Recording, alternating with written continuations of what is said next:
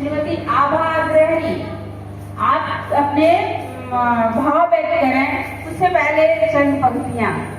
हर रंग का अपना ही नूर है, हर रंग का अपना ही नूर है, हर उम्र का अपना ही सुरूर है। अब तू ही बता मेरे मेहरबान, अब तू ही बता मेरे मेहरबान, तेरा कैसा ये दस्तूर है। श्रीमती आभा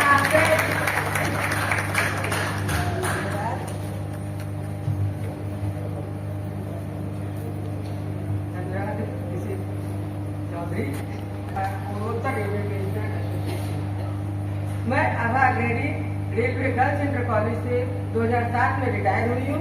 2007 में रिटायर हुई हूँ और 2008 से ही इस एसोसिएशन में शामिल हूँ। एसोसिएशन द्वारा आयोजित इस समारोह में उपस्थित सभी सम्मानित बहनों का अभिनंदन एवं अंतर्राष्ट्रीय महिला दिवस पर बहुत बहुत बधाई। आज मैं आप लोगों को महिलाओं को कि क्या क्या कानूनी अधिकार प्राप्त है इनके विषय में थोड़ा सा प्रकाश डालूंगी। मैं शोषण के खिलाफ महिलाओं को संविधान के तहत समानता का, गरिमा और सुरक्षा का अधिकार प्राप्त है। इसके तहत यौन शोषण, घरेलू हिंसा, मानव तस्करी, श्रम, जबरन श्रम और समान कार्य के लिए समान वेतन का कानूनी सुरक्षा मिलती है। प्रमुख कानूनी संरक्षण में घरेलू हिंसा शामिल है तथा महिलाओं के सम्मान के विरुद्ध प्रथाओं का निषेध है। शारीरिक, यौन, मानसिक और आर्थिक शोषण के खिलाफ अथवा पति के द्वारा महिलाओं के रिश्तेदारों के खिलाफ शिकायत दर्ज कराई जा सकती है या न्यायिक मजिस्ट्रेट से आदेश पारित कराया जा सकता है। बलात्कार, सामूहिक बलात्कार आदि के खिलाफ कठोर दंड का प्रावधान है। महिलाएं दहेज लेने या देने के खिलाफ आवाज उठा सकती हैं अथवा पीड़ित होने पर पुलिस स्टेशन में या संबंधित अधिकारियों से शिकायत कर सकती हैं। पीड़ित महिला कानूनी सहायता भी प्राप्त कर सकती है। ये अधिकार महिलाओं के शोषण मुक्त जीवन जीने, शिक्षा प्राप्त करने और संपत्ति रखने की गारंटी देती है। हर महिला को अपनी गरिमा के साथ जीने का अधिकार है। यौन उत्पीड़न, निर्वस्त्र करने का प्रयास करने, ताक झांक करना, पीछा करना के खिलाफ सख्त दंड का प्रावधान है। महिला की गरिमा को ठेस पहुंचाने के इरादे से अनुचित इशारे या शब्द कहने पर 3 साल की सजा का प्रावधान है। कामकाजी महिला को प्रसूति अवकाश 26 सप्ताह का मिलता है जो वेतन सहित है, जो गर्भावस्था में आर्थिक और स्वास्थ्य सुरक्षा प्रदान करती है। 26 सप्ताह की छुट्टी में से अधिकतम 8 सप्ताह प्रसव की अनुमानित तिथि से पहले और शेष प्रसव के बाद ली जा सकती है। तीसरा बच्चा या पहले से 2 से अधिक बच्चे हैं तो उसे 12 सप्ताह का मातृत्व अवकाश प्राप्त होता है। इतना ही नहीं, 3 महीने से कम उम्र के बच्चे को गोद लेने वाली माँ या सरोगेसी जन्म देने वाली माता तो 8 सप्ताह का स्वैच्छिक अवकाश प्राप्त होता है। गर्भपात की स्थिति में महिला 6 सप्ताह का अवकाश ले सकती है, जिसके लिए चिकित्सा प्रमाण पत्र देना आवश्यक है। मातृत्व अवकाश के दौरान महिला को नौकरी से नहीं निकाला जा सकता है, न ही उनकी सेवा शर्तों में कोई बदलाव, नकारात्मक बदलाव किया जा सकता है। मातृत्व लाभ अधिनियम के तहत यदि नियोजक द्वारा प्रसव पूर्व या पश्चात स्वास्थ्य की देखभाल नहीं प्राप्त हो पाती है तो महिला को 3,500 रुपए का बोनस पाने का हकदार है, मेडिकल बोनस पाने की हकदार है। 50 से उससे अधिक कर्मचारी वाले प्रतिष्ठानों में बच्चों की देखभाल के लिए क्रैच की सुविधा उपलब्ध है।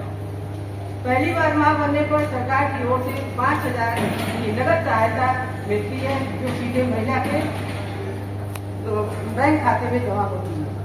इतना ही नहीं, गर्भावस्था के दौरान महिला को भारी काम करने या लंबे समय तक खड़े रहने वाले कार्यों से भी सुरक्षा प्राप्त होती है। ये अधिकार भारत में सभी कारखाना, खदान, बागान, दुकान, प्रतिष्ठान के लिए लागू होते हैं, जहां काम करने वाली सभी महिलाओं और प्रतिष्ठानों के लिए लागू होते हैं या जहां 10 से उससे अधिक कर्मचारी कार्यरत हैं। यदि कोई महिला आरोपी है तो उसे महिला पुलिस अधिकारी के समक्ष की उपस्थिति के बिना सूर्यास्त के पूर्व और सूर्यास्त के बाद सूर्योदय के पूर्व गिरफ्तार नहीं किया जा सकता है। शिक्षा प्राप्त करना, निर्णय लेने की स्वतंत्रता और उत्तम स्वास्थ्य का अधिकार महिलाओं के जीवन की गरिमा सुनिश्चित करता है। इन्हें भाषा में व्यवसाय चुनने की स्वतंत्रता, देश में कहीं भी आने जाने की स्वतंत्रता प्राप्त है। कानून की वजह से सरकारी नौकरियों में लिंग के आधार पर महिलाओं के साथ कोई भेदभाव नहीं है। सम्मान के साथ जीने की स्वतंत्रता, अपनी बात रखने, कहीं भी बसने और व्यवसाय करने की आजादी है। धर्म को मानने और आचरण की स्वतंत्रता, समान कार्य के लिए पुरुष और महिला को समान वेतन का अधिकार है। ये सभी अधिकार महिलाओं को पुरुष प्रधान समाज में अपनी स्वतंत्र पहचान बनाने और आत्मसम्मान से जीने की गारंटी देते हैं। लिंग, जाति, धर्म के आधार पर भेदभाव वर्जित है। महिलाओं के कार्यस्थल पर समान अवसर और भेदभाव से सुरक्षा करता है। बेटियों को पिता की संपत्ति में बेटों के बराबर अधिकार प्राप्त है। महिलाओं की अपनी सहमति से विवाह और तलाक देने का भी अधिकार है। भारतीय संविधान में महिलाओं को पुरुषों के समान 18 वर्ष की आयु से ही मतदान का अधिकार प्राप्त है।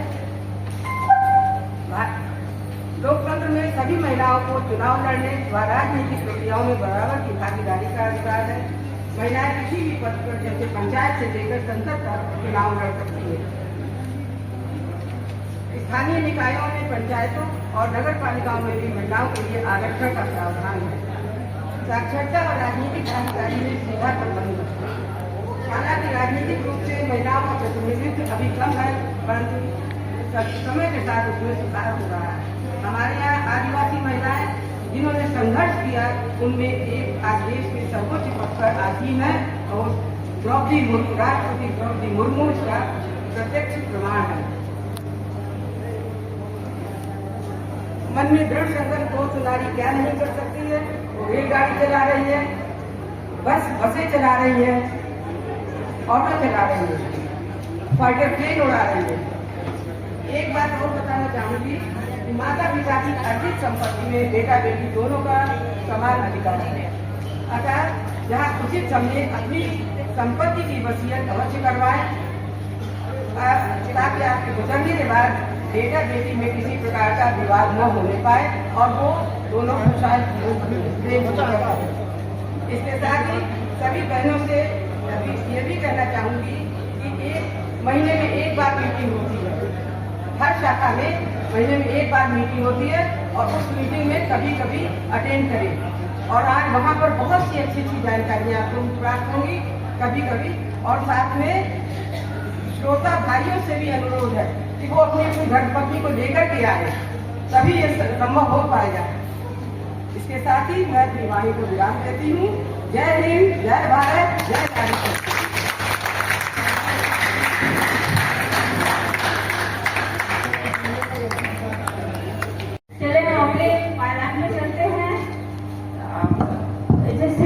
अनीता त्रिपाठी, श्री देवेंद्र मणि त्रिपाठी जी की बहू हैं, तो मैं उन्हें बुलाऊंगी, वो अपने अनुभव यहाँ पे सुनाएंगी। तो उससे पहले कि उनको करें उनके सम्मान में चंद पंक्तियां। तुम मेरे हबीब लगते हो, तुम मेरे हबीब लगते हो, तुम मेरे करीब लगते हो। एक बार जरा मुस्कुरा दीजिए, एक बार जरा मुस्कुरा दीजिए, आप मेरे नसीब लगते हो।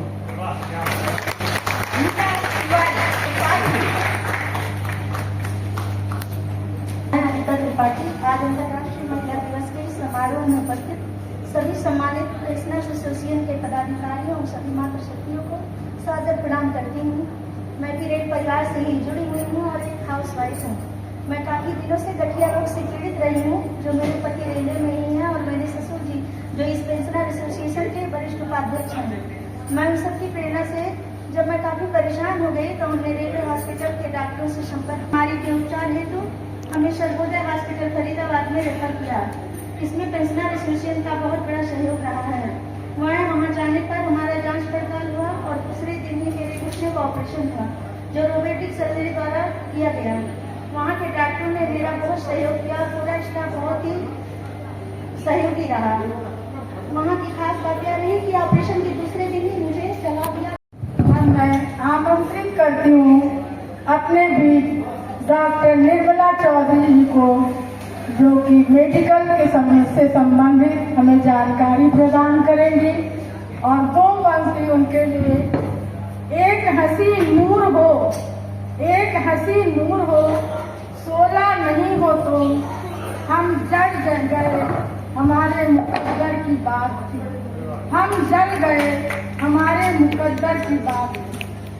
रूप की देवी तुझे नील कमल कहते हैं, रूप की देवी तुझे नील कमल कहते हैं। शायर की जुबां में तुझे दर्द गजल कहते हैं। तेरी खामोशी कार्तिक के पुण्य जैसा है, चाहने वाले तो तुझे ताजमहल कहते हैं, चाहने वाले तो तुझे ताजमहल कहते हैं। अब मेरे सामने आ रही है डॉक्टर निर्मला चौधरी जी, जो मेडिकल से संबंधित आपकी जानकारी प्रदान करेंगे। मैं भी कोहिनूर हो गई, पत्थर से मैं भी कोहिनूर हो गई, आपसे मिलकर मैं नूर हो गई। मौका दिया है आपने, आपको सलाम, मौका दिया है आपने, आपको सलाम। इस मंच से मैं भी मशहूर हो गई, इस मंच से मैं भी मशहूर हो गई। आज अंतर्राष्ट्रीय महिला दिवस के अवसर पर बैठे कुछ पंक्तियां आप लोगों के लिए। मैं ना अबला ना बेचारी हूँ, मैं ना अबला ना बेचारी हूँ, मैं संविधान के पन्नों की सशक्त भारतीय नारी हूँ।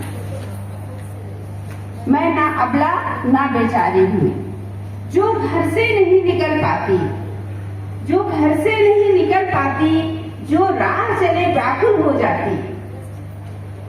अब मैं शिक्षा की अधिकारी हूँ, मैं ना अबला ना बेचारी हूँ। अंतरिक्ष में रहकर आई, अंतरिक्ष में रहकर आई, जहाँ गई वहीं सफलता पाई। सेना के तीनों अंगों में हमने है पहचान बनाई, सेना के तीनों अंगों में हमने है पहचान बनाई। संविधान के पन्नों की सशक्त भारतीय नारी हूँ। महिला सशक्तिकरण ही हम सबका नारा है, महिला सशक्तिकरण ही हम सबका नारा है। ये भारत देश हमारा है। आओ हाथ बढ़ाएं हम, आगे कदम बढ़ाएं हम, आओ हाथ बढ़ाएं हम, आगे कदम बढ़ाएं हम। भारत को सशक्त बनाएं हम। सत्य अहिंसा के पथ की, सत्य अहिंसा के पथ की मैं भी हिस्सेदारी हूँ। मैं संविधान के पन्नों की सशक्त भारतीय नारी हूँ। मैं संविधान के पन्नों की सशक्त भारतीय नारी हूँ। चलिए अब बात करते हैं बहनों से आवश्यक जानकारी के लिए। बहनों के लिए आवश्यक जानकारी। भारत पेंशन समाज। बहनों या भाइयों, पेंशनर्स एसोसिएशन एक ऐसा मंच है जो हमें सुख दुख में सहयोग करता है तथा सहारा देता है। यह एक परिवार है जो हमारा सहभाग खास बातें बहनों को समझने और करने के लिए, ताकि पेंशन अथवा चिकित्सा संबंधी कोई कठिनाई ना हो। कृपया रिटायरमेंट से लेकर अब तक के सभी पीपीओ को एक साथ रखें तथा इसमें लिखे विवरण को चेक करें। विशेष रूप से सबके दान की स्पेलिंग एवं जन्म तिथि को त्रुटि हो तो सुधार कराएं। पीपीओ में लिखे नाम की स्पेलिंग से बैंक के पासबुक, आधार कार्ड, जन्म तिथि, आयु, पता आदि का मिलान कर लें। यदि स्पेलिंग में गलत हो तो उसमें सुधार तुरंत करवाएं। ध्यान रहे, पेंशन अकाउंट पेंशनर तथा उसकी पत्नी का ज्वाइंट अकाउंट होता है। इसके बारे में पूरी जानकारी पत्नी को भी रखनी चाहिए तथा समय समय पर बैंक जाकर लेन देन भी करना चाहिए, ताकि जरूरत पड़ने पर किसी प्रकार की कठिनाई ना हो।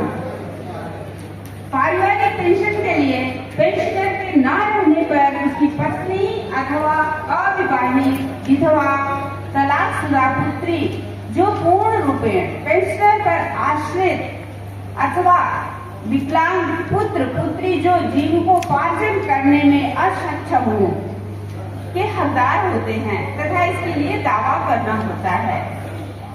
नियमानुसार ऐसे पात्र लोगों का नाम पीपीओ में लिखा होना चाहिए, लेकिन जहाँ पीपीओ में नाम नहीं है वहाँ पेंशनर अथवा उसकी पत्नी को अपने जीवन काल में अवश्य करना चाहिए ताकि उन लोगों का नाम उसमें जुड़ जाए।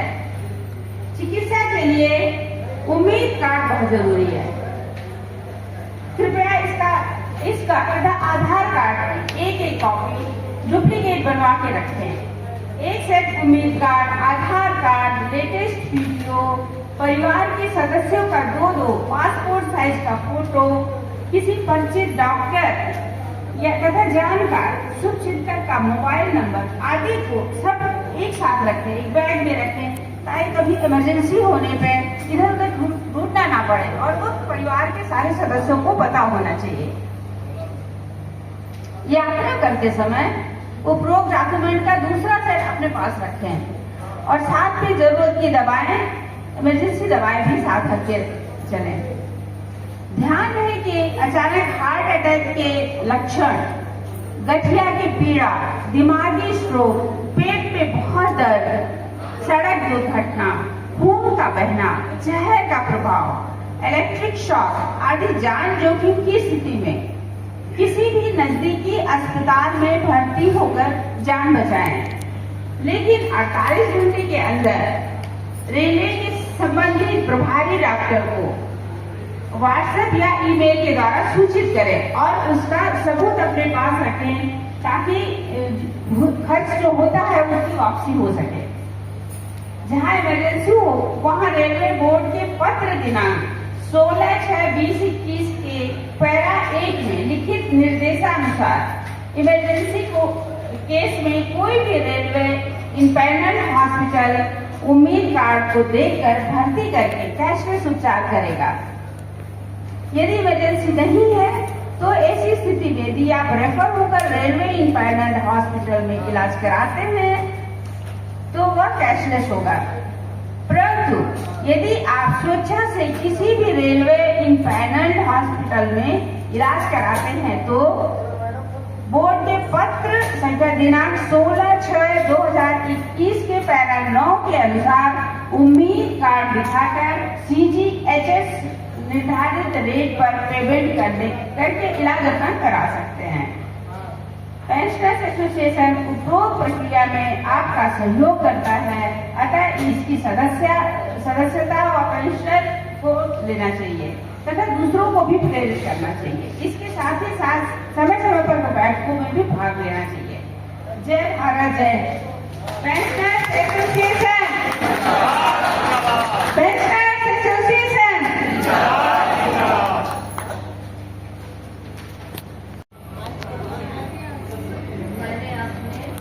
आपने मुझे मंच पर आने का मौका दिया।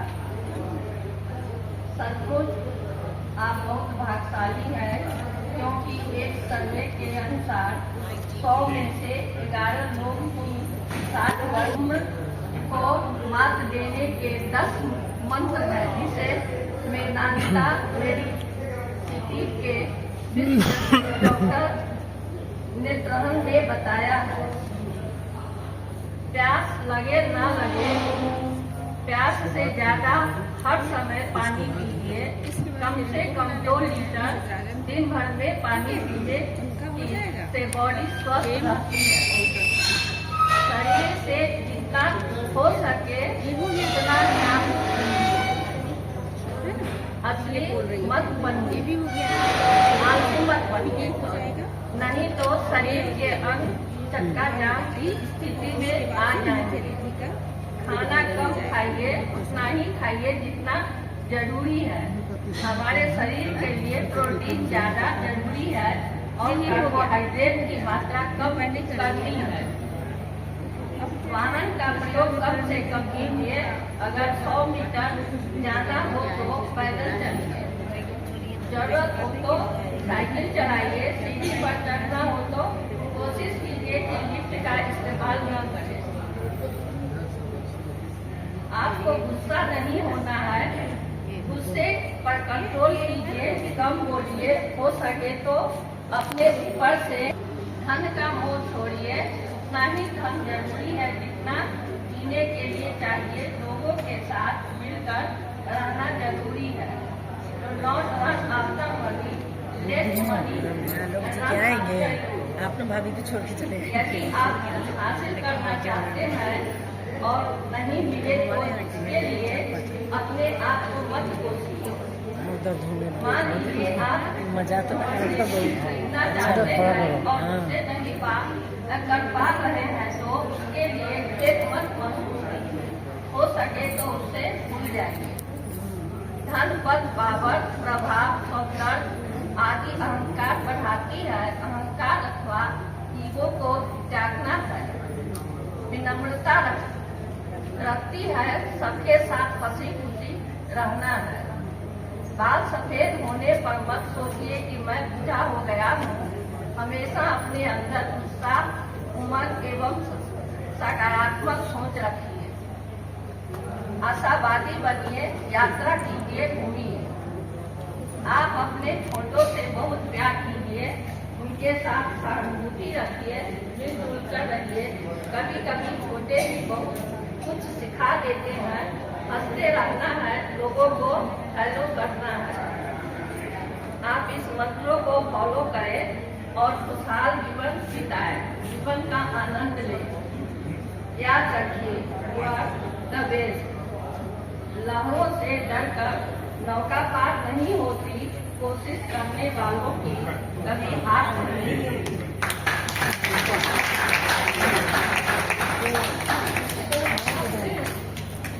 समझे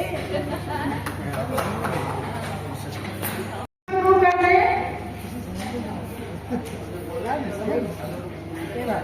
हाँ उसको मांग के लाए हैं, पता नहीं कर पाएंगे। कहा नहीं कर पाइएगा।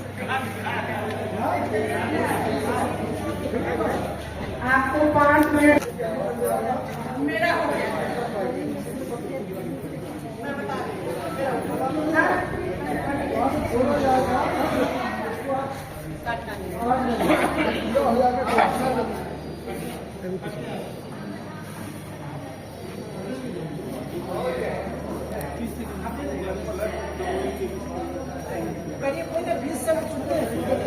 अरे कृपया ध्यान दें, जिन लोगों ने कूपन नहीं लिया है 22 मार्च का, कृपया पीछे बैठे हुए अशोक जी थोड़े से बचे हुए हैं, उसको ले, जिसको इसको लेना है वो लोग ले लें।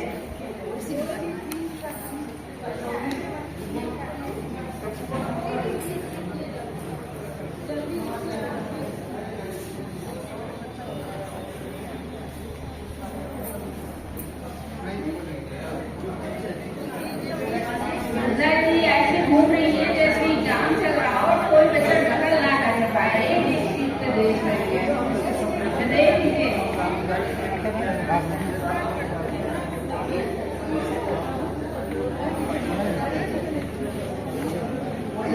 आप चीटिंग करवा रही है। आइए वापस आइए। चीटिंग हो रही है, आइए। आप नंबर साझा कीजिएगा, मुझे लिखने दीजिए।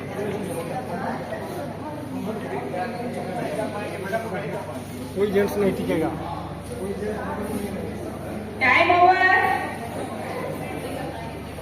हो गया सबका। आइए बताइए, बाकी लेके चली गई है सारा। 1 मिनट, ओके। समय दिया गया है, आप बूढ़े लोग हैं, लग नहीं रही है जबरदस्ती। पीछे की बात कोई नहीं है।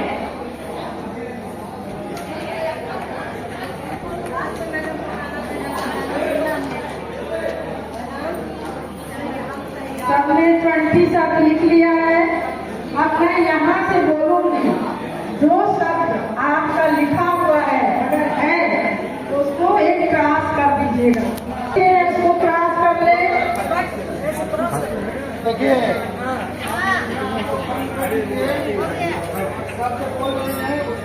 खरबूजा, तरबूजा, जल, ध्यान से सुनिए, जल, इस्लाम, अपना शब्द पढ़ते रहिए और ध्यान दीजिए उस पर। लस्सी,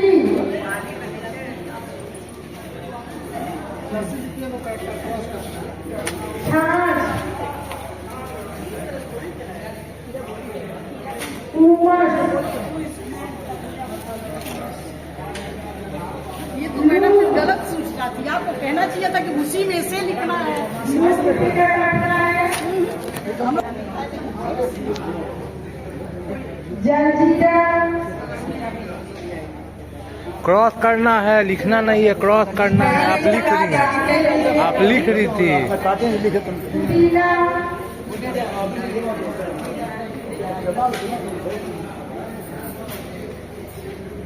पानी, हो गया, लिखना का हो गया है, छोड़ दीजिए, छोड़ दीजिए आप। वर्षा, वर्षा, वर्षा,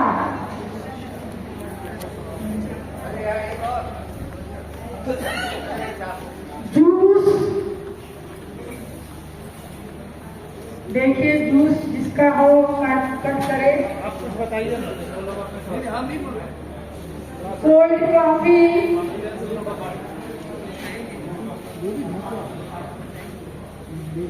पसीना,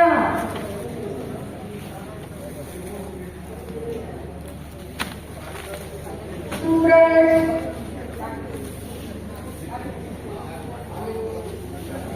सूरज,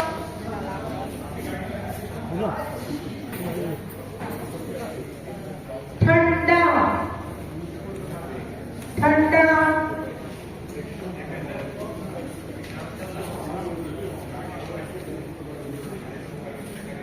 आम,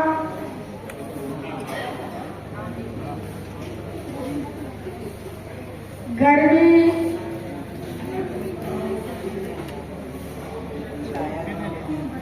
धूप,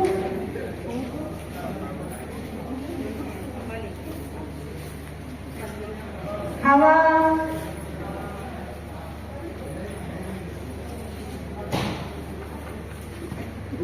झरना, वाटरफॉल,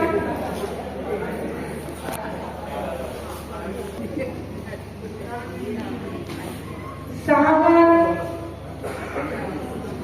सावन,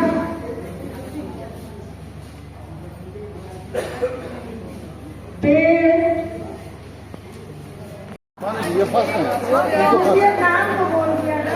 भैया देखिए मेरा भी हो गया है चौथा। तालियों से स्वागत करें, जोरदार तालियों से बिंदु पांडे फर्स्ट। जोरदार तालियां होनी चाहिए। सुनीता श्रीवास्तव सेकेंड। वाह, बहुत अच्छा।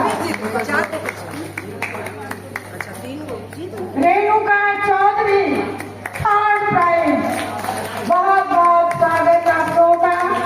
आप लोगों ने बहुत अच्छी तरह से गेम को निभाया और फर्स्ट सेकेंड थर्ड आकर के थर्ड रेणुका चौधरी चल जा। अध्यक्षा, इनको प्रदान करें। अध्यक्षा श्रीमती रेखा रमन जी। और सभी का एक फोटोग्राफ हो जाए। मेरी भी फोटो ले लीजिएगा। और आप अति शीघ्र यहाँ गाने के लिए तैयार हो जाए। रंजना जी गाने के लिए आ जाए। जरा मेरी भी फोटो जो फोटो खिंचवाना चाहता है खड़ा है।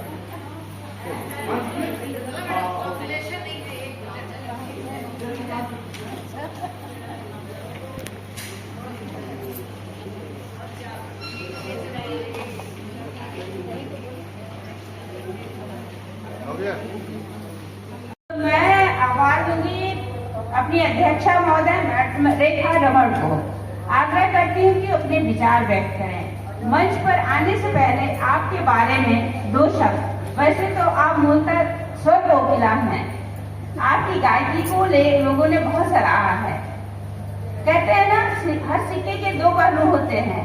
मैडम रमन आज सिक्के के दूसरे पहलू को लेकर आ रही हैं। आज आप अपने वक्तव्य से नवाजेंगी। आप सब गीत के लिए जरूर इनसे आग्रह करिए, बहुत अच्छा गीत गाती हैं। आओ बैठो, 2 पंक्तियां आपके लिए। आओ बैठो तुम्हें निहारे लिखकर तेरा नाम, आओ बैठो तुम्हें निहारे लिखकर तेरा नाम, पारद सी चंचल गजरारी फलती है निष्पन्द, इनके उठने गिरने से होती सुबह शाम, इनके उठने गिरने से होती सुबह शाम, आओ बैठो तुम्हें निहारूं लिखकर तेरा नाम। मैडम रमन।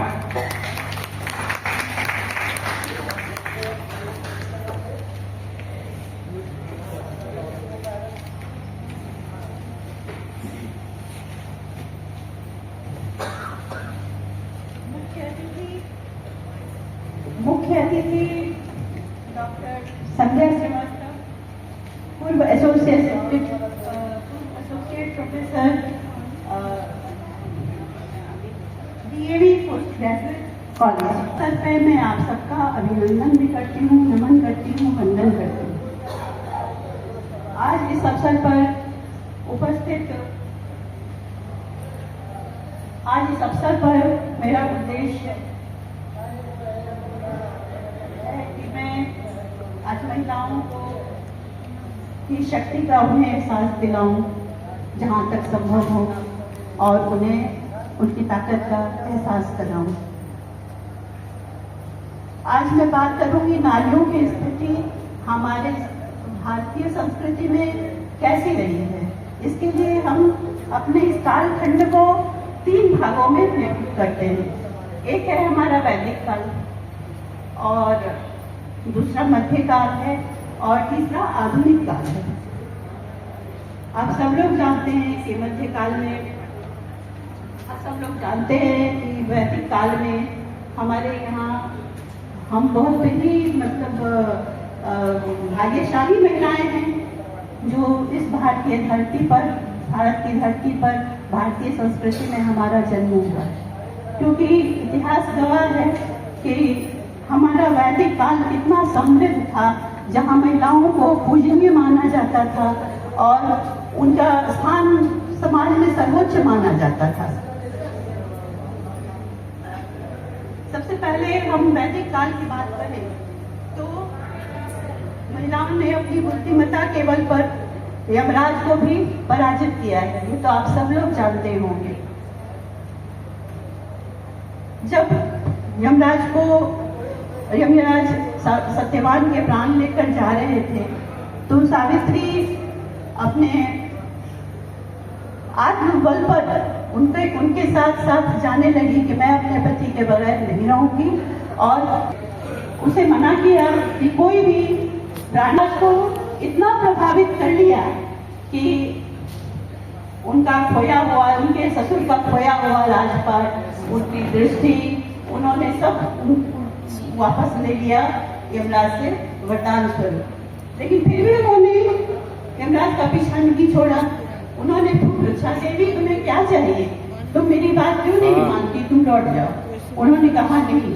उन्होंने कहा मैं तुम्हें और वरदान देना चाहता हूँ, तुम्हें क्या चाहिए। तो उन्होंने बताया मुझे 100 पुत्र चाहिए। तो उन्होंने भावावेश में आकर उन्हें 100 पुत्रों का वरदान दे दिया। फिर भी उन्होंने पीछा नहीं छोड़ा। उन्होंने मैंने तुम्हारे सब सारी इच्छाएं पूरी कर दी, अब तुम क्यों वापस नहीं जा रही हो। तो उन्होंने कहा आपने मुझे वरदान तो दिया, लेकिन आपका वरदान फलित कैसे होगा, क्योंकि आप मेरे पति को अपने साथ लेकर जा रहे हैं। ऐसी स्थिति में मैं 100 पुत्रों की माता कैसे बनूंगी। यमराज को भी अपनी गलती का एहसास हुआ, लेकिन अब कर क्या सकते थे, वो तो बंध गए थे अपने वरदान में, अपने वचन में। अंतोगत्वा उससे बहुत प्रभावित हुए और उन्होंने यमराज ने सत्यवान के प्राण वापस कर दिए। ये तो ऐसी नारियां हुई हैं हमारे वैदिक काल में। इसके अलावा भी बहुत सारी महिलाएं हैं, जैसे एक मैं नाम लूंगी, याज्ञवल्क्य थे हमारे एक बहुत प्रसिद्ध ऋषि थे। उनकी 2 पत्नियां थी, कात्यायनी और मैत्रेयी। उनके पास बहुत संपत्ति थी। जब वो बुरे हो गए तो उन्होंने कहा कि मैं अपनी संपदा तुमको दूंगा और मैं वन चला जाऊंगा। तो उनकी पत्नी मैत्रेयी ने कहा, जो एक बहुत ही विद्वान महिला थी, विदुषी थी, उन्होंने कहा कि मैं धन लेकर क्या करूंगी, आप जहाँ रहेंगे मैं आपके साथ ही रहूंगी। और इस तरह उन दोनों ने वन गमन किया और जंगल में जाकर वहाँ वो तपस्या करने लगे और योग, ध्यान, हवन जो भी होता है वो करने लगे। तो वहाँ जाने के बाद जो उन दोनों के बीच का संवाद हुआ वो वेद की ऋचाओं के रूप में लिखा गया। तो इस तरह से दूसरी महिला है, एक और भी महिला है गार्गी। तो गार्गी ने याज्ञवल्क्य से एक बार शास्त्रार्थ किया था। तो उसमें उन्हें ब्रह्म के स्वरूप को खोजना चाहती थी और उसी में उन्होंने अपनी सारी जिंदगी बिता दी थी। तो याज्ञवल्क्य तैयार हो गए, उन्होंने उनका जब वो हुआ तो या शास्त्रार्थ हुआ तो याज्ञवल्क्य उनकी विद्वता के आगे नतमस्तक हो गए और उन्होंने उन्हें गार्गी को विजयी किया और उन्होंने गार्गी को विजयी घोषित किया और उन्हें ब्रह्मवादिनी के अलंकार से उन्हें विभूषित किया। और भी बहुत सारी महिलाएं हैं, महिलाओं का नाम कितना है, आप लोगों ने देवी भारती का नाम भी सुना होगा, जो मंडन मिश्र की पत्नी थी और बहुत ही विदुषी थी। मंडन मिश्र भी बहुत बड़े विद्वान थे। एक बार आदि शंकराचार्य से उनका शास्त्रार्थ हुआ जिसमें ये तय नहीं हो पाया कि कौन विजयी हुआ है और कौन पराजित हुआ है। तो ऐसी स्थिति में वहाँ सभा में उपस्थित सभी लोगों ने देवी भारती को, क्योंकि वो बहुत ही विदुषी महिला थी, उन्हें जज के रूप में कहा कि वही जज बनेंगी और वही तय करेंगी कि कौन पराजित हुआ है और कौन विजयी हुआ है। फिर तब किसी ने भी उस समय ये विरोध नहीं किया कि वो तो एक महिला है और जज कैसे बनेंगी। अंत में वही जज बनी और उन्होंने अंत में ये निर्णय दिया कि आदि शंकराचार्य विजयी हुए हैं और मेरे पति मंडन मिश्र पराजित हो गए हैं। लेकिन वो यही नहीं रुकी, उन्हें अपने पति का पराजय स्वीकार नहीं था। उन्होंने कहा, शंकराचार्य जी, आपने मैं अपने पति की अर्धांगिनी हूँ, आपने मेरे पति के आधी इकाई को ही पराजित किया है। जब उन्हें पूर्ण रूप से कर लेंगे, यानी कि आप मुझे भी पराजित कर लेंगे, तभी आपको मैं विजयी मानूंगी। वो तैयार हो गए, फिर से सभा बैठी और शास्त्रार्थ शुरू हुआ। कई दिन बीत गए, लेकिन देवी भारती एक गृहस्थ थी, मंडन मिश्र गृहस्थ थे। उन्होंने गृहस्थ जीवन से संबंधित बहुत सारे प्रश्न उनसे पूछे जिसका जवाब आदि शंकराचार्य नहीं दे सके क्योंकि वो एक सन्यासी थे। और इस तरह से उन्होंने वो विजयी हुई। और तो हमें अपने प्राचीन काल की उन महिलाओं का के ऊपर गर्व है कि हमारे देश में ऐसी महिलाएं पैदा हुई हैं। अच्छा, हमारे संस्कृति में अर्धनारीश्वर की भी चर्चा है। एक अर्धनारीश्वर की अवधारणा में क्या है कि कोई भी पुरुष अपनी पत्नी के बिना पूर्ण नहीं है। हर स्त्री में एक पुरुष होता है। जब स्त्री चेतन रूप से वो स्त्री होती है तो अचेतन रूप से उसके अंदर एक पुरुष भी विद्यमान होता है, जिसका कई जगह उदाहरण मिलता है।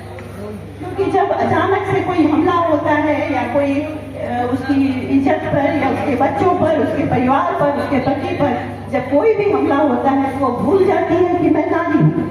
और वो उस समय उसका जो पुरुषोचित गुण होता है वो सामने आती है, वो सामने के खतरे से भिड़ जाती है, वो अपनी जान की परवाह नहीं करती और उसे बचा लाती है। तो इससे क्या साबित होता है? साबित होता है कि हम सिर्फ नारी नहीं है, हम बहुत मजबूत है, बहुत बहादुर है, बहुत निर्भीक है। पुरुषोचित जो गुण होते हैं वो हमारे अंदर भी है। और उसी तरह से हर पुरुष सिर्फ पुरुष नहीं होता, चेतन रूप में पुरुष होता है, लेकिन अचेतन रूप में वो उसके अंदर भी एक नारी होती है, क्योंकि नारी के बिना, शक्ति के बिना शिव भी सिर्फ शव बन जाता है। तो इसलिए स्त्री और पुरुष दोनों के मिलने से ही एक पूर्ण चेतन का जन्म होता है। ब्रह्मा, विष्णु और महेश की शक्तियां जब एक होती हैं तो अवतार होता है आदि शक्ति दुर्गा का, है ना। और आप लोगों ने ये सुना होगा कि जब भी असुर की लड़ाई होती थी पहले आदिकाल में, जब असुरों से देवताओं की लड़ाई होती थी और देवता युद्ध में हारने लगते थे तो किसे पुकारा जाता था? शक्ति का ही अवतरण होता था। शक्ति ही यहाँ आती थी और उस असुरों को पराजित करती थी और शांति स्थापित करती थी। तो ये सब कहने का अर्थ सिर्फ इतना ही है कि महिलाएं किसी से कमतर नहीं है, आज भी नहीं है, कल भी नहीं थी। हमारे समाज में बहुत सारी कुरीतियां भी आई, आप ये पूछ सकते हैं, आप ये सवाल रख सकते हैं कि हमारे समाज में भी तो स्त्रियों की स्थिति एक समय में बहुत ही दयनीय थी और वो बहुत सताई हुई थी। वो समय था हमारा मध्यकाल।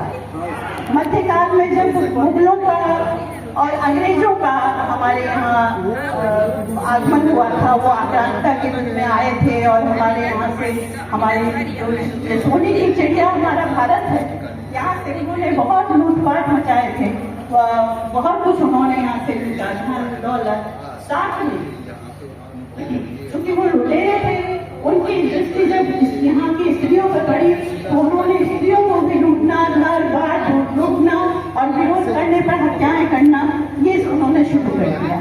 इन सब चीजों से डरकर लोग अपनी महिलाओं को घूंघट रखने लगे, ताकि उन पर किसी की बुरी नजर ना पड़े और उन्हें घर के अंदर रखने लगे।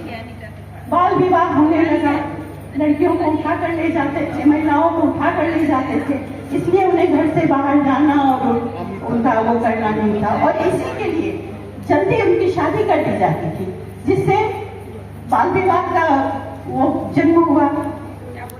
तो इन सब चीजों के लिए हमारी संस्कृति जिम्मेवार नहीं है। ये सब इतने समय तक चला कि इसको यहाँ के लोगों ने प्रथा के रूप में ले लिया और बहु बेमेल विवाह, बाल विवाह, सती प्रथा वगैरह वगैरह चलने लगे।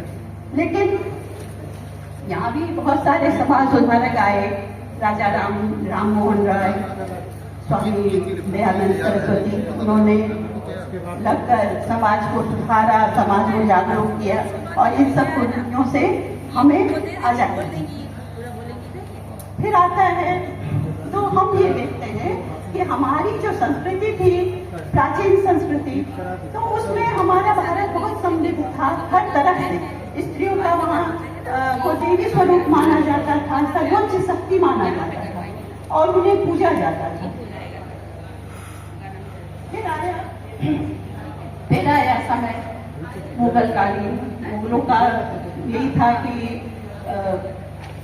डिवाइड एंड रूल उनकी पॉलिसी थी। वो हर जगह छोटे बड़े चीजों में लोगों को बांटने लग गए और उस समय भी स्त्रियों को बाहर नहीं निकलने दिया जाता था, इसीलिए किसी की नजर पड़ गई। और आप सब लोग इतिहास को जानते ही हैं। लेकिन उस समय भी, वो समय भी ऐसे नहीं था। अच्छा, एक बात मैं और बताना चाहूंगी, तो हमारी संस्कृति थी, एक पाश्चात्य संस्कृति भी है। वहाँ एक परिकल्पना है, एक कथा है कि गॉड ने सबसे पहला जो इंसान बनाया वो एडम था और एक स्त्री बनाई ईश्वर ने, वो ईव नाम की, और उन्हें एक गार्डन में, ईडन गार्डन में रख दिया गया। और वहाँ एक बहुत ही सुंदर सा वो उपवन था, जैसे स्वर्ग कहते हैं उनकी भाषा में। और वहाँ पे उसमें बहुत ही सुंदर सा रसीला और ललचाने वाला फल था, उसको खाने से मना कर दिया, इसे कभी मत खाना, तो दोनों बहुत सुखी रहोगे। लेकिन शैतान के उकसाने से, शैतान क्या होता है, हमारे दिमाग में ही तो होता है ना। शैतान के उकसाने से एक दिन ईव ने उस फल को खा लिया और उसके बाद पाप बढ़ने लगा और आदम को भी खिला दिया। बस वहां से पाप बढ़ने लगा। फिर क्या हुआ, स्त्री को पाश्चात्य संस्कृति में स्त्री को ही फर्स्ट सिनर कहा जाता है। जो पहली अपराधन थी, जो पहली पापिन थी, वो कौन थी? वो एक स्त्री थी। और पाश्चात्य संस्कृति को जब आप पढ़ेंगे तो वहाँ पाएंगे कि वहाँ पर स्त्रियों के साथ बहुत ही क्रूर व्यवहार किया जाता था, उन्हें पत्थरों से मारा जाता था, उनको डाइन कहा जाता था। इस तरह से उनकी कोई छवि, बहुत खराब छवि थी, उनके साथ बहुत ही क्रूर व्यवहार किया जाता था, उन्हें बहुत ही प्रताड़ित किया जाता था। लेकिन उस समय, उसके बाद उस समय भी हमारे जो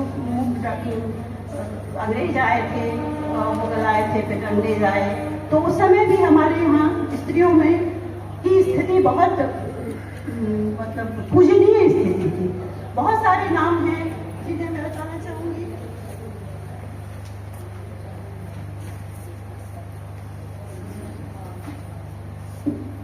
बहुत सारे नाम हैं, जैसे सबसे पहले तो कहते हैं रानी लक्ष्मीबाई, जिन्होंने इसमें 1857 की आज़ादी की जो लड़ाई हुई थी उसमें उन्होंने भाग लिया था। उनकी छवि को याद कीजिए, इमेज में लाइए और देखिए कि उनके विषय में यही लिखा है। सुभद्रा कुमारी चौहान की कविता जब हम पढ़ते हैं तो हमारे रोंगटे खड़े हो जाते हैं। तो वो एक साधारण ही स्त्री थी। उनकी शादी राजा से हुई, झांसी के राजा से हुई, और उनका एक छोटा सा पुत्र हुआ। लेकिन वो चूंकि दत्तक पुत्र था, इसलिए अंग्रेजों ने कहा कि हम ऐसा नहीं मानेंगे, राजा का कोई पुत्र नहीं मानेंगे और झांसी को अपने उसमें साम्राज्य में मिला देंगे। लेकिन उन्होंने विरोध किया और इसके लिए वो झांसी की रानी का नाम सब जानता है।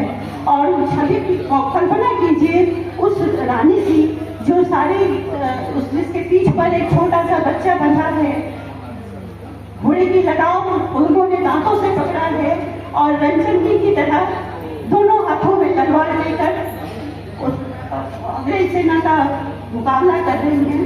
और उनको आज भारत में कोई, हर इंसान, हर बच्चा इतिहास में भी हमारे बच्चे, आने वाले बच्चे पढ़ेंगे और पढ़ते हैं। और हम जानते हैं जब भी किसी, वो तो इतनी मतलब वीर थी कि आज के समय में भी जब कोई तेज तर्रार महिला मिलती है तो लोग कहते हैं कि अरे ये तो झांसी की रानी है।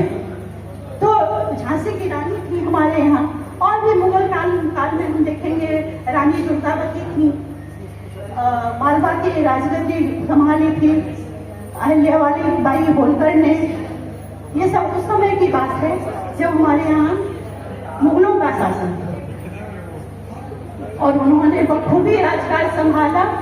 अच्छा, एक नाम आप लोगों ने मुगलों में सुना होगा, अकबर द ग्रेट का। अकबर द ग्रेट, अकबर महान। लेकिन उसकी महानता की बात जब आती है, आप लोगों ने फिल्म देखी होगी ना, जोधा अकबर। जोधा अकबर आप लोगों ने सबने देखी होगी, जिसमें उसका कितना महिमा मंडन किया गया है। लेकिन सच्चाई तो ये है कि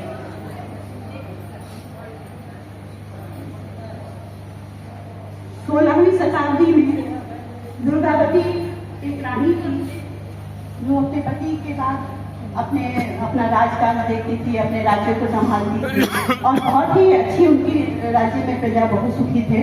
एक बार अकबर की नजर पड़ी रानी दुर्गावती पर और वो उसकी सुंदरता को देखकर उन्होंने उन्हें संदेश भिजवाया कि आप हमारे हरम में आ जाएं।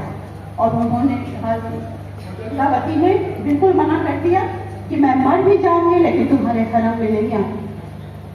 तो फिर उन्होंने अपने सेनापति आसिफ खान को भेजा कि जाकर दुर्गावती को उठा के ले आए। और रानी दुर्गावती को जब ये खबर मिली तो उन्होंने पुरुष वेश में अकबर की सेना से युद्ध किया। लेकिन उन्हें लगा कि मैं जीत नहीं पाऊंगी।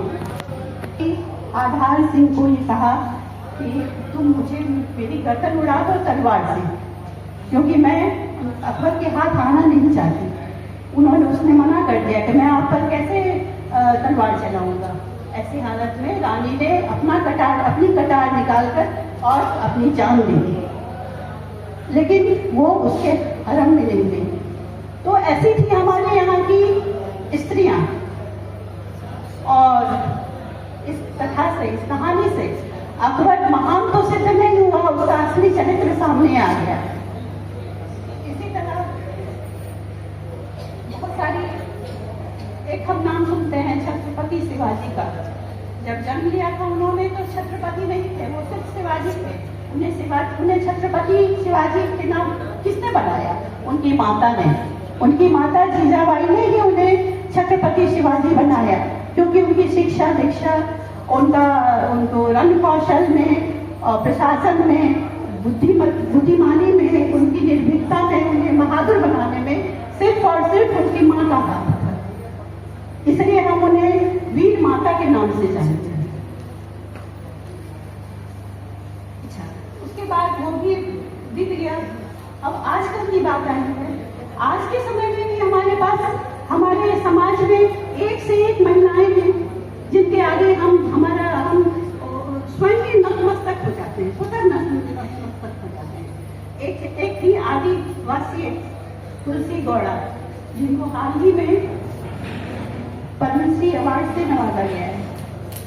इसलिए नवाजा गया, वो एक बहुत ही गरीब आदिवासी, एक बहुत किसी छोटे से गांव में रहने वाली एक लड़की थी, 11 साल की। जब थोड़ी सी बड़ी हुई तो उसका विवाह हुआ किसी अधेड़ व्यक्ति के साथ, जो बाद में जाकर उसकी भी मृत्यु हो गई और भी अकेली हो गई। लेकिन पेड़ पौधों के साथ उसका जो लगाव था वो कम नहीं हुआ।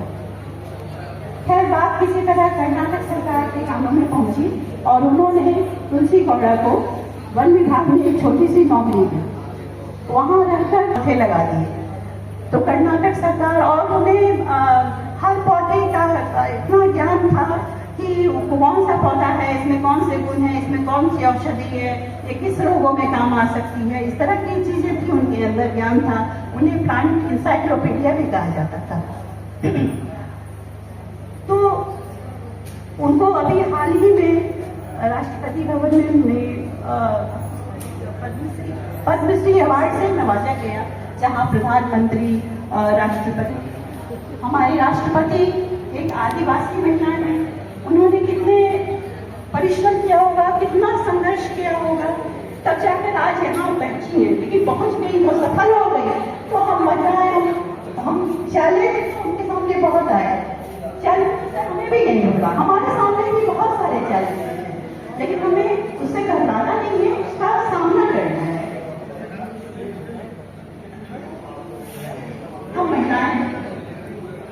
महिलाओं के सामने जन्म से लेकर मृत्यु तक बहुत सारे चैलेंजेस होते हैं। हम गर्भ में आती हैं, महिला, एक बच्ची जब गर्भ में आती है तो उसका परीक्षण करवाकर सबसे पहले तो यही चिंता होती है कि भाई वो मैं जन्म ले पाऊंगी कि नहीं। लेकिन अगर खुशकिस्मती होती है, जन्म लेती है, तो उसके बाद भी चैलेंज है। परिवार में उसे उपेक्षा का शिकार होना पड़ता है। उसके बाद जब वो थोड़ी बड़ी होती है, स्कूल जाती है, तो उसे रास्ते में छीटा कसी का सामना करना पड़ता है। वो घर में आकर बता भी नहीं सकती किसी को, और अगर बता दिया तो उसका स्कूल जाना बंद। फिर बड़ी होती है, उसकी शादी होती है, दहेज वो जाती है तो एक अच्छा खासा दहेज देना पड़ता है उसको, उसके पिता माता को। तो इसलिए लड़कियों को बोझ समझा जाता है। तो ये चैलेंजेस, इस चैलेंज को लड़कियां फेस करती हैं।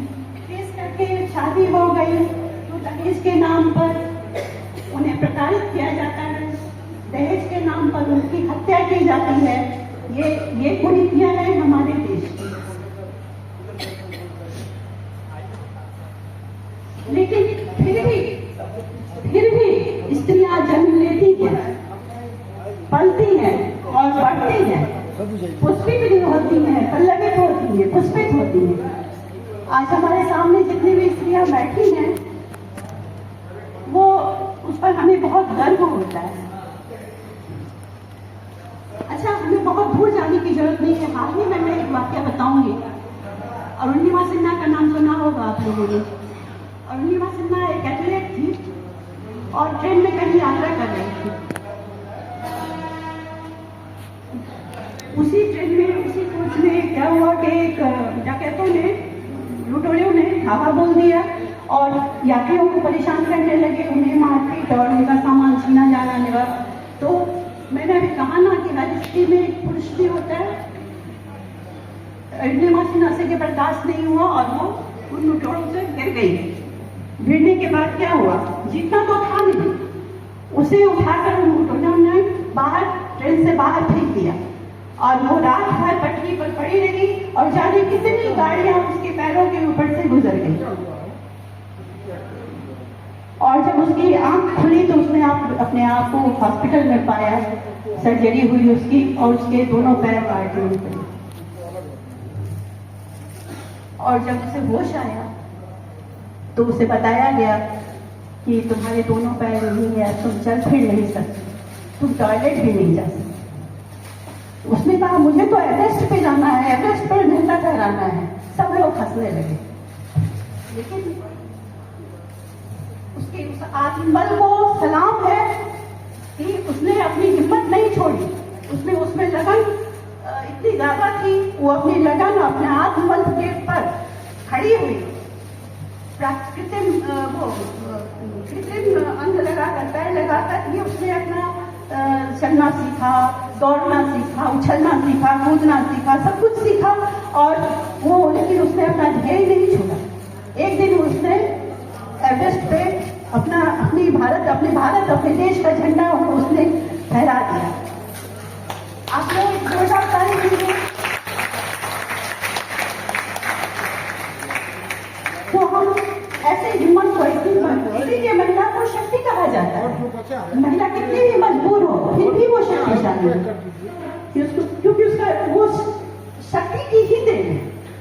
आप अपने अंदर भी झांक लीजिए, आप अपने घर में कितनी परेशान होती हैं। व्यक्तिगत कारणों की बात मैं नहीं करूंगी, घरेलू वातावरण में फिर भी आप एक शक्ति, आपको लगता है आप बीमार होती हैं, आपको लगता है अब मैं कुछ नहीं कर सकती, मुझे जाके सो जाना है, फिर भी काम आपको पुकारते हैं। आपकी जो रोजमर्रे के काम होते हैं आपको पुकारते हैं, आपको लेटने नहीं देते। आप उठती हैं, आप जाती हैं, आप फिर से सब कुछ लगती हैं, फिर से सब कुछ सारा काम करती हैं। किसी को एहसास भी नहीं होता है कि आप किस स्थिति में इस काम को कर रही हैं।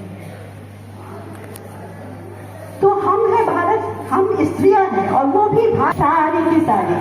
और ऐसा है, हालांकि इस शक्ति का एहसास सबको होता नहीं है। आप एक दिन घर से बाहर चले जाइए, 2-3 दिनों के लिए कहीं चले जाइए, फिर देखिए घर की हालत क्या होती है।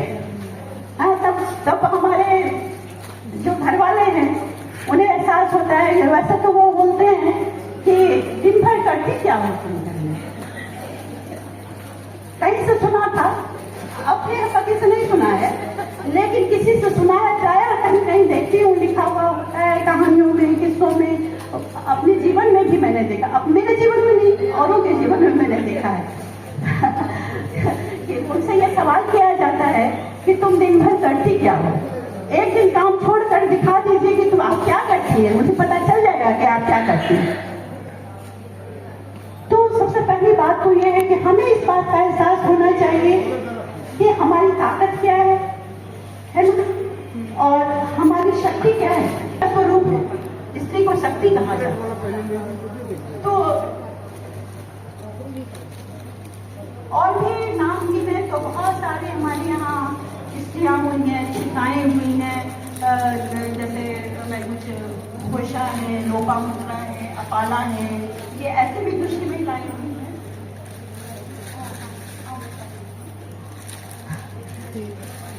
वही है जिन्होंने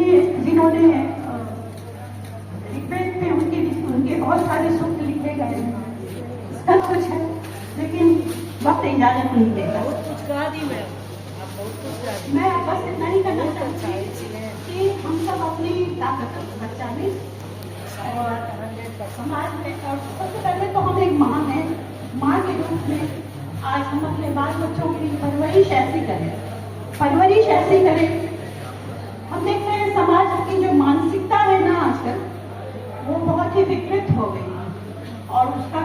रखना पड़ता है हमारी बच्चियों को, हमारे स्कूल जाने वाली लड़कियों को। और ये इतना विभत्स रूप ले चुका है आज कि घिन आती है इस समाज में। अपनी बच्चों को हम कैसे छोड़े, इस पर हमें डर लगता है। इसके लिए हम माओ को या अपनी बहू को, बेटी को ये सिखाना होगा कि हम अपने बच्चों की, चाहे वो हमारा बेटा हो या हमारी बेटी हो, उनके परवरिश पर, उनके चरित्र पर, चरित्र की शिक्षा उनके पर ज्यादा ध्यान देना होगा। लड़कियों के लिए आत्मरक्षा सीखना जरूरी है। इसके लिए उन्हें जिम जाना, उनको शारीरिक रूप से मजबूत बनाना, उन्हें आत्मरक्षा के गुण सिखाना अनिवार्य होना चाहिए आज के युग में। बाकी सरकार तो बहुत कुछ कर रही है स्त्रियों के लिए, बहुत सारे आयोग बने हैं, बहुत सारे योजनाएं हैं, बहुत सारी सजाओं का प्रावधान है, लेकिन वो सजा भी इतनी काफी नहीं है कि उन अपराधों को रोक सके। सजा को और भी सख्त करने की जरूरत है मेरे ख्याल से। मैं व्यक्तिगत रूप से ऐसा सोचती हूँ। तो बस हम सब लोग यहाँ एकत्रित हुए हैं इस अवसर पर। आप लोगों का बहुत बहुत धन्यवाद, बहुत बहुत शुभकामनाएं। और हम ज्यादा कुछ नहीं कर सकती हैं, तो ये जो संगठन है भारतीय पेंशनर्स एसोसिएशन, इस संगठन में आइए, कभी कभी हमसे मिलिए, बातें करिए, एक दूसरे का सुख दुख सुनिए, एक दूसरे का सुख दुख बांटिए। और ये यहाँ जब हम आएंगे तो यहाँ बहुत से लोगों से मिलने को मिलेगा, आत्मसंतुष्टि होगी, हमें अच्छा लगेगा सबसे मिलकर, सबकी बातों को सुनकर, अपनापन होगा और हमें लगेगा कि हम भी कुछ हैं, हम भी समाज के लिए कुछ कर रहे हैं। हम यहाँ जन्म लेकर आए हैं इस दुनिया में कुछ करने के लिए, तो कुछ करके जाना। धन्यवाद।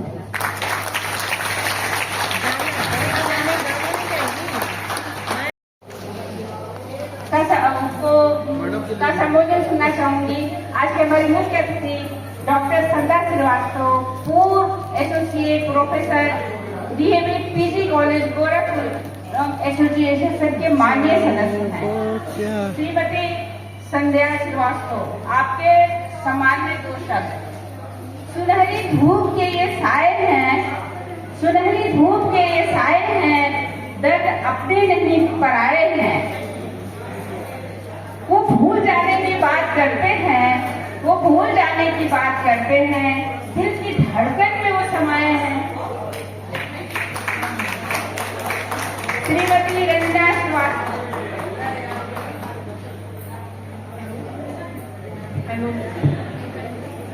आपकी पहली बार मैं आई, बहुत ही अच्छा लगा, बहुत ही सुंदर कार्यक्रम रहा और आप लोगों के बीच आकर के बहुत ही अच्छा लगा। आप लोग यहाँ आई, सभागार में उपस्थित प्यारी बहनों एवं भाइयों, आप लोगों का इस अंतर्राष्ट्रीय महिला दिवस के अवसर पर बहुत बहुत बधाई एवं शुभकामनाएं और दिल से नमस्कार करती हूँ आप सबको। बहुत ही भावपूर्ण आयोजन रहा ये, जिसके लिए मैं तहे दिल से आपको मैं ज्यादा क्या कहूँ, हमारी बहनों ने बहुत प्रकाश डाला, अंतर्राष्ट्रीय महिला दिवस पर प्रकाश डाला और उसके अतीत पर, उसके वर्तमान पर तमाम सारी बातें हुई। अब लगता है कि कहने के लिए वजह नहीं है। और यह सच भी है कि आज के समाज में, आज के जमाने में आप देखिए कि महिलाएं राजनीति, शिक्षा, उसके बाद आप के पास जाना है वाला है, सेना, हर क्षेत्र में तारामंडल ही जाने वाले हैं, इसी का काम करते हैं। अच्छे से आगे बढ़ रही है, जिसका हमारे समाज को श्रेय जाता है। और हम सभी का ये प्रयास रहा है कि हम लोग का यह कर्तव्य भी है कि उनके बढ़ने में और हम अपना बस कभी कभी इस बात की थोड़ी चिंता हो जाती है कि इतना सब होने के बावजूद अभी भी कुछ क्षेत्रों में महिलाओं को पुरुषों से कम आंका जाता है, जिसका हमें कभी कभी बहुत खेद होता है। लेकिन फिर भी हमारा प्रयास है और अंतर्राष्ट्रीय महिला दिवस के माध्यम से हम सभी को प्रेरित करते हैं, महिलाओं को प्रेरित करना चाहेंगे और उनके सही विकास के लिए बार बार उचित मार्गदर्शन की। पहली बार मैं आई, मुझे बहुत ही अच्छा लगा है। यह भाव आपको मैं आपको बहुत धन्यवाद देती हूँ। और इसी हिसाब से हम जाते चले जाइए। और ये सब तो हो ही गया है, जिसका हो गया है, जिसका जो संदेश है उसको हम पूरी तरह से आत्मसात करें और संभालने, इसके लिए बहुत प्रयास करें। महिलाओं के विकास के लिए, लड़कियों के विकास के लिए और सशक्त और सुरक्षित भविष्य करेंगे। धन्यवाद। हाँ, उसको बुला लीजिए इकट्ठे। जितने कोरस गायन में जितने थे और एकल नृत्य में, एकल गायन में जितने लोग थे, सब लोग आ जाए प्लीज।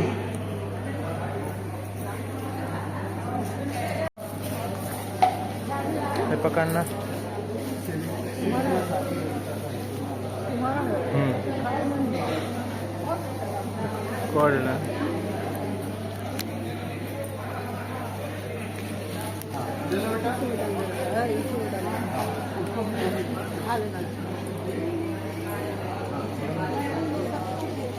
सब कुछ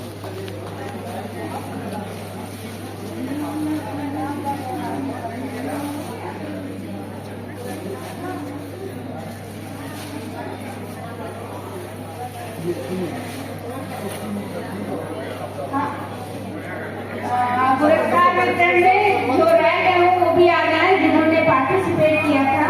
ताली बजाएं प्लीज आप लोग। जैसा उत्साह और जिंदगी का गाना डांस करने की बिल्कुल।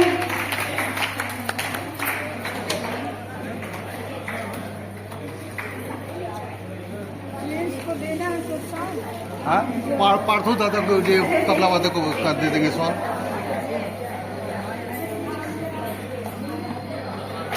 अब अगले चाहूंगी, अभी 22 मार्च को होने वाले प्रोग्राम का सबको हम लोगों की बेसब्री से इंतजार रहेगा। जिन लोगों ने टिकट नहीं, कूपन नहीं लिया है, पीछे कूपन दिया जा रहा है, थोड़े से बचे हैं, खत्म हो जाएंगे। जिनको लेना वो लोग कूपन ले लें और पत्नी के साथ आए। और भी कोई आना चाहता है तो कूपन में साथ लेके आए, अच्छा लगा। जो पत्नियां यहाँ बैठी हैं अपने पतियों को लेके आएंगी, है ना।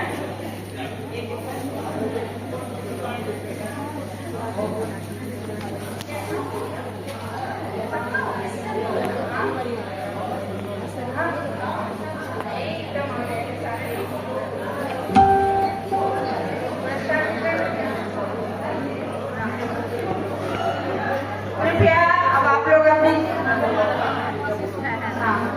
कृपया आप लोग अपने एकल गायन और वक्तव्य दिया था अमिता तिवारी जी, आभा ग्रहणी, श्रीमती रेखा रमन, वो तो हो ही रहा।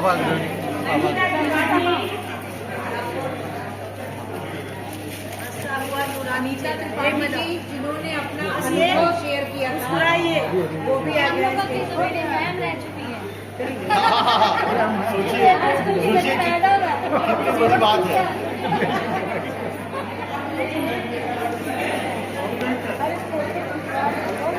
अनीता त्रिपाठी जी चली गई है, उनकी जगह पे पुरस्कार देंगे। आइए आगे आइए, महिला का पड़ता है। मेरा प्यार याद रखना, मेरा नाम याद रखना। कहीं और जब मिले तो मेरा सलाम याद रखो। धन्यवाद। हमारे उपस्थित माननीय सदस्यगण आए हैं पेंशनर एसोसिएशन के, उनके लिए दायित्व सौंपा गया है उन्हें धन्यवाद करने का। आदरणीय अध्यक्ष महोदय एवं उपस्थित विशिष्ट अधिकारीगण तथा हमारे सम्मानित पेंशनर साथियों, मैं कमलाश्री तिवारी पूर्व राजभाषा अधिकारी तथा सदस्य श्री एस सिंह एसोसिएशन के सभी कार्यालय प्रभारी हमारी आपका दुबे को भी साधुवाद देती हूँ आए और हम उनका सहयोग हमारे लिए सराहनीय रहा। कार्यक्रम के मुख्य अतिथि श्रीमती संजय श्रीवास्तव पूर्व धन्यवाद करते हैं जिन्होंने अपना अमूल्य वक्तव्य देकर हम सबको अभिसंचित किया। श्रीमती रेखा रमन जी अध्यक्षा महिला प्रभाग उत्तर रेलवे धन्यवाद करती हूँ जिन्होंने महिला जागृति आह्वान किया। मैं डॉक्टर निर्मला चौधरी जी को धन्यवाद करती हूँ जिन्होंने कार्यक्रम से अपना अमूल्य वक्तव्य दिया। हमारे आभार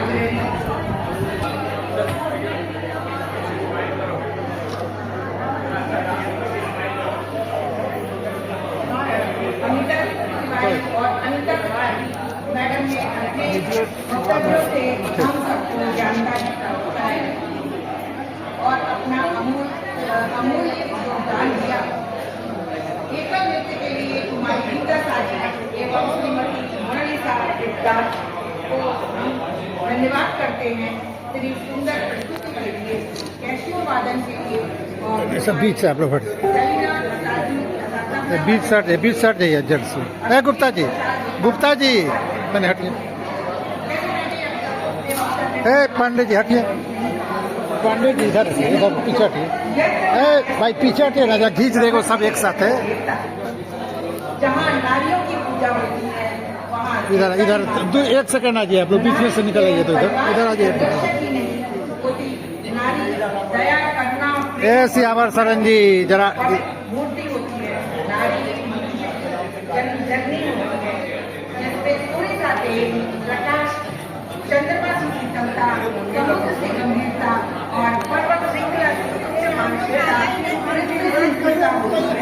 कभी सा इधर आइए ना, एक सेकंड इन लोग का ले गई भागने लगेगा लोग तो फिर भागिए क्या लोग। चलिए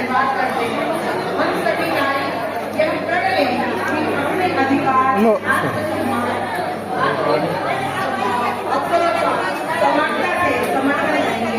हजारों फूल चाहिए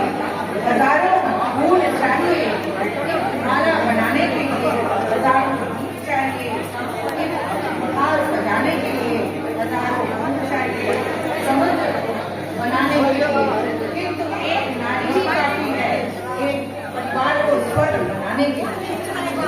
लोग कहते हैं कि नारी का कोई घर नहीं होता, लेकिन ये क्यों नहीं समझते नारी के बिना घर नहीं होता। जब महिलाएं आगे बढ़ती हैं तो देश बढ़ता है। नारी शक्ति समर्पण इन्हीं शब्दों के साथ स्वागत करते हैं, सभी का धन्यवाद करते हैं। धन्यवाद।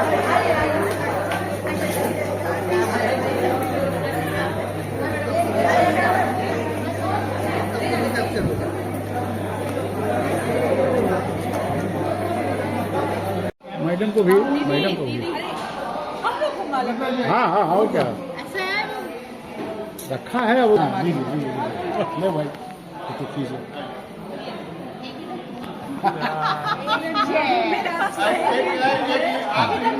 हाँ आपका ये लीजिए अरे तो फोटो पहनाते हुए भाई। हाँ पहनाते। अच्छा ये ले रहा था तब तो मिल ही जाएगा। हो गया। Thank you.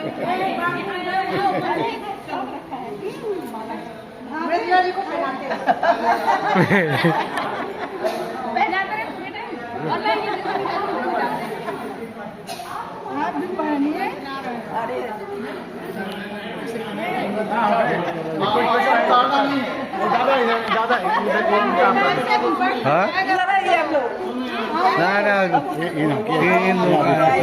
अरे आप हो जाएगी ना, हो जाएगी। हो गया देखिए खींच रहा है। वीडियो मार रहे हो क्या? हाँ वीडियो है।